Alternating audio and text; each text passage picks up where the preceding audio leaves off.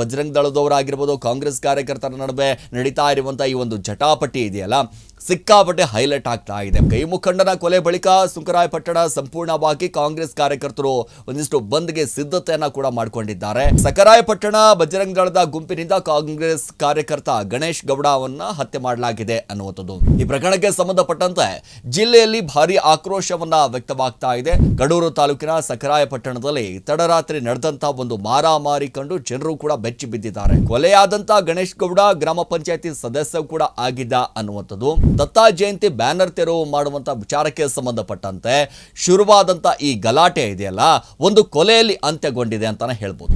Hello ನಮಸ್ಕಾರ, rebel ಟಿವಿಯ ವಿಶೇಷ ಕಾರ್ಯಕ್ರಮಕ್ಕೆ ಸ್ವಾಗತ. ನಾನು ಸಿರಾಜ್ ಪಾಲಿಕಾರ್. ಚಿಕ್ಕಮಗಳೂರು ಜಿಲ್ಲೆ ಕಡೂರು ತಾಲೂಕಿನ ಸಕರಾಯಪಟ್ಟಣದಲ್ಲಿ ದತ್ತ ಜಯಂತಿ ಬ್ಯಾನರ್ ತೆರವು ವಿಚಾರಕ್ಕೆ ಸಂಬಂಧಪಟ್ಟ ಹಾಗೆ ಗುಂಪುಗಳ ನಡುವೆ ಒಂದಿಷ್ಟು ಗಲಾಟೆ ನಡೆಯುತ್ತೆ. ಈ ಗಲಾಟೆಯಲ್ಲಿ ಕಾಂಗ್ರೆಸ್ ಕಾರ್ಯಕರ್ತನನ್ನ ಬರ್ಬರವಾಗಿ ಹತ್ಯೆ ಮಾಡಲಾಗಿದೆ ಅನ್ನುವಂಥದ್ದು. ನೋಡಿ, ಈಗ ಕೈ ಮುಖಂಡನ ಕೊಲೆ ಬಳಿಕ ಸುಂಕರಾಯಪಟ್ಟಣ ಸಂಪೂರ್ಣವಾಗಿ ಕಾಂಗ್ರೆಸ್ ಕಾರ್ಯಕರ್ತರು ಒಂದಿಷ್ಟು ಬಂದ್ಗೆ ಸಿದ್ಧತೆಯನ್ನ ಕೂಡ ಮಾಡಿಕೊಂಡಿದ್ದಾರೆ. ಈಗ ಪೊಲೀಸರು ಕೂಡ ಹೈ ಅಲರ್ಟ್ ಆಗಿದ್ದಾರೆ ಅನ್ನುವಂಥದ್ದು. ನೋಡಿ, ಸಕರಾಯಪಟ್ಟಣ ಬಜರಂಗ್ ದಳದ ಗುಂಪಿನಿಂದ ಕಾಂಗ್ರೆಸ್ ಕಾರ್ಯಕರ್ತ ಗಣೇಶ್ ಗೌಡ ಅವನ್ನ ಹತ್ಯೆ ಮಾಡಲಾಗಿದೆ ಅನ್ನುವಂಥದ್ದು.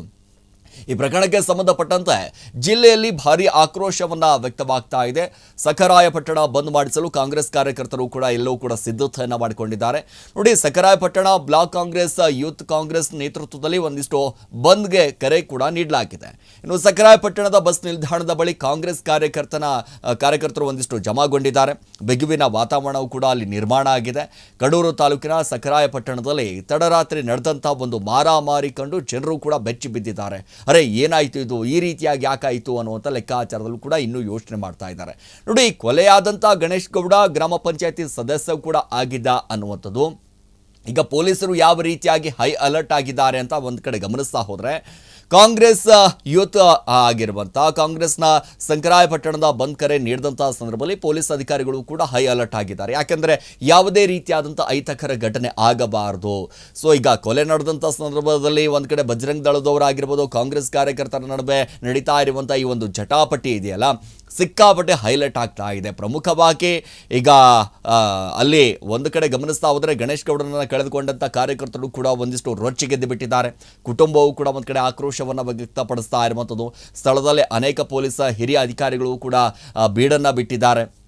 ಸೊ ಮುಂಜಾಗೃತಾ ಕ್ರಮವಾಗಿ 4 DRA ನಿಯೋಜನೆ ಕೂಡ ಮಾಡಲಾಗಿರುವಂಥದ್ದು. ದತ್ತಾ ಜಯಂತಿ ಬ್ಯಾನರ್ ತೆರವು ಮಾಡುವಂಥ ವಿಚಾರಕ್ಕೆ ಸಂಬಂಧಪಟ್ಟಂತೆ ಶುರುವಾದಂಥ ಈ ಗಲಾಟೆ ಇದೆಯಲ್ಲ ಒಂದು ಕೊಲೆಯಲ್ಲಿ ಅಂತ್ಯಗೊಂಡಿದೆ ಅಂತಾನೆ ಹೇಳ್ಬೋದು. ಚಿಕ್ಕಮಗಳೂರಿನ ಸಕರಾಯಪಟ್ಟಣ ಬಸ್ ನಿಲ್ದಾಣ ಮುಂಭಾಗ ಬ್ಯಾನರ್ ವಿಚಾರಕ್ಕೆ ಸಂಬಂಧಪಟ್ಟ ಹಾಗೆ ಬಜರಂಗ್ ದಳ ಹಾಗೂ ಕಾಂಗ್ರೆಸ್ ಕಾರ್ಯಕರ್ತರ ನಡುವೆ ಗಲಾಟೆ ಸಂಭವಿಸುತ್ತೆ. ಸೊ ಈ ಗಲಾಟೆ ಹೆಂಗೆ ಹೋಗುತ್ತೆ, ಮಾತಿಗೆ ಮಾತು ಬೆಳೆಯುತ್ತೆ. ಮಾತಿಗೆ ಮಾತು ಬೆಳೀತಿದ್ದ ಹಾಗೆ ವಿಕೋಪಕ್ಕೆ ತಿರುಗಿಬಿಡುತ್ತೆ. ವಿಕೋಪಕ್ಕೆ ತಿರುಗ್ತಿದ್ದ ಹಾಗೆ ಎರಡು ಗುಂಪುಗಳ ನಡುವೆ ಒಂದಿಷ್ಟು ಘರ್ಷಣೆ ಆಗೋದಕ್ಕೆ ಆರಂಭ ಆಗ್ಬಿಡುತ್ತೆ. ಸೊ ಈ ವೇಳೆ ಕೈ ಮುಖಂಡ ಗಣೇಶ್ ಎಂಬಾತನನ್ನ ಕೊಚ್ಚಿ ಬರ್ಬರವಾಗಿ ಹತ್ಯೆ ಮಾಡಲಾಗಿದೆ ಅನ್ನುವಂಥದ್ದು ವರದಿಯಾಗಿದೆ.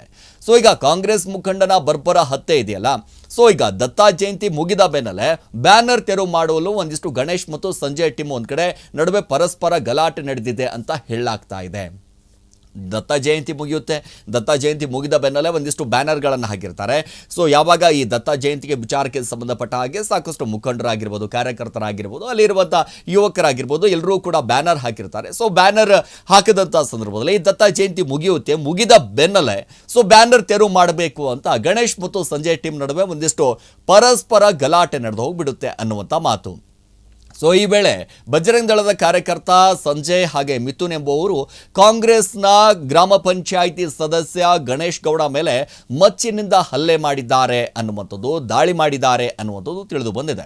ಸೊ ಈಗ ಎರಡು ಗುಂಪುಗಳ ನಡುವೆ ಮಾರಾಮಾರಿ ಇದೆಯಲ್ಲ ಸಿಕ್ಕಾಪಟ್ಟೆ ಒಂದಿಷ್ಟು ಚರ್ಚೆಗೆ ಕಾರಣ ಆಗಿರುವಂಥದ್ದು, ಚರ್ಚೆಗೆ ಗ್ರಾಸ ಆಗಿರುವಂಥದ್ದು. ಒಂದು ಕಡೆ ಎಲ್ಲರೂ ಕೂಡ ಬೆಚ್ಚಿ ಬಿದ್ದಿದ್ದಾರೆ. ಏನಾಯಿತು ಅನ್ನೋಷ್ಟರಲ್ಲೇ ಒಂದು ಕಡೆ ಕೊಲೆ ಆಗೋಗ್ಬಿಟ್ಟಿದೆ ಅಲ್ಲಿ. ಸೊ ಗಣೇಶ್ ಮೇಲೆ ಮಚ್ಚಿನಿಂದ ಮಾರಣಾಂತಿಕವಾಗಿ ದಾಳಿ ನಡೆದ ಪರಿಣಾಮ ಆತ ಸ್ಥಳದಲ್ಲೇ ಸಾವನ್ನಪ್ಪಿದ್ದಾನೆ. ನೋಡಿ, ಆರೋಪಿ ಸಂಜಯ್ ತೆಲುಗು ಕೂಡ ಒಂದಿಷ್ಟು ಗಂಭೀರ ಗಾಯವಾಗಿದ್ದು ಈತನನ್ನ ಕೂಡ ಚಿಕ್ಕಮಗಳೂರು ನಗರದ ಮಲ್ಲೇಗೌಡ ಸರ್ಕಾರಿ ಜಿಲ್ಲಾ ಆಸ್ಪತ್ರೆಗೆ ದಾಖಲು ಮಾಡಲಾಗಿದೆ.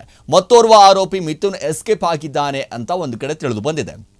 ಈಗ ಗಣೇಶ್ ತಲೆಭಾಗಕ್ಕೆ ಮಚ್ಚಿನಿಂದ ದಾಳಿ, ಕಾಂಗ್ರೆಸ್ ಕಾರ್ಯಕರ್ತನ ಮೇಲೆ ತಲೆಭಾಗಕ್ಕೆ ಒಂದಿಷ್ಟು ಮಚ್ಚಿನಿಂದ ದಾಳಿ ನಡೆದಂಥ ಪರಿಣಾಮ ಆತ ಸ್ಥಳದಲ್ಲೇ ಸಾವನ್ನಪ್ತಾನೆ.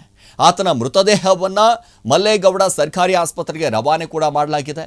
ಚಿಕ್ಕಮಗಳೂರು ಜಿಲ್ಲೆ ಕಡೂರು ತಾಲೂಕಿನ ಸಂಖ್ಯಾರಾಯಪಟ್ಟಣ ಪೊಲೀಸ್ ಠಾಣಾ ವ್ಯಾಪ್ತಿಯಲ್ಲಿ ಈ ಘಟನೆ ಸಂಭವಿಸಿದೆ ಅಲ್ಲ, ಒಂದು ರೀತಿಯಾಗಿ ಹಿಂಗಾಗೋಗ್ಬಿಟ್ಟಿದೆ ಅಂತಂದ್ರೆ ಪಕ್ಷಗಳ ಮಧ್ಯದಲ್ಲಿ ಇದೀಗ ಜಟಾಪಟಿ ಆರಂಭ ಆಗೋಗ್ಬಿಟ್ಟಿದೆ. ಒಂದು ಕಡೆ ಬಿಜೆಪಿ ನಾಯಕರು, ಮತ್ತೊಂದು ಕಡೆ ಕಾಂಗ್ರೆಸ್ ನಾಯಕರು. ಇದೀಗ ಕಾಂಗ್ರೆಸ್ನ ಪ್ರಮುಖವಾಗಿ ಗ್ರಾಮ ಪಂಚಾಯಿತಿ ಸದಸ್ಯ ಆಗಿರುವಂಥ ಇಲ್ಲಿ ಗಣೇಶ್ ಗೌಡ ಒಂದು ಕಡೆ ಹತ್ಯೆ ಆಗ್ತಿದ್ದ ಹಾಗೆ ಒಂದು ಕಡೆ ಇಡೀ ಆ ಪಟ್ಟಣವೇ ಒಂದು ರೀತಿಯಾಗಿ ಬೆಚ್ಚಿ ಬೀಳುವಂಥದ್ದಾಗಿರುವಂಥದ್ದು. ಈಗ ಯಾರ್ಯಾರು ಆರೋಪಿಗಳಿದ್ದಾರೆ, ಯಾರ ಕತೆ ಯಾರು ಮಾಡಿದ್ದಾರೆ ಅನ್ನುವಂಥದ್ದು ಇದೆಯಲ್ಲ, ಈ ಬ್ಯಾನರ್ ವಿಚಾರಕ್ಕೆ ಸಂಬಂಧಪಟ್ಟ ಹಾಗೆ ಸಿಕ್ಕಾಪಟ್ಟೆ ಸ್ಟಿಕ್ ಆಗಿ ಒಂದು ಕಡೆ ಅಧಿಕಾರಿಗಳು ಕೂಡ ಕ್ರಮವನ್ನು ಕೈಗೊಳ್ಳೋದಕ್ಕೆ ಮುಂದಾಗಿದ್ದಾರೆ.